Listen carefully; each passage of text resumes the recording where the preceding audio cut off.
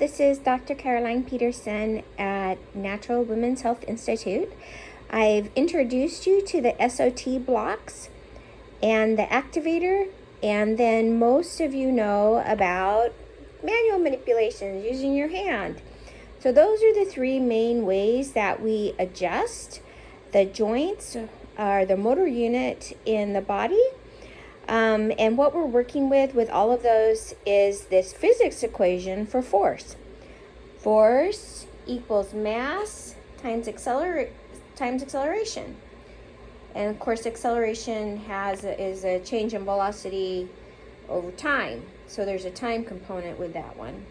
So we can play with mass, the mass of your body, the mass of my hand, the mass of the activator, and then how long things take. Acceleration of gravity, acceleration of the activator on my hand, in order to produce the force that's right for you and your body.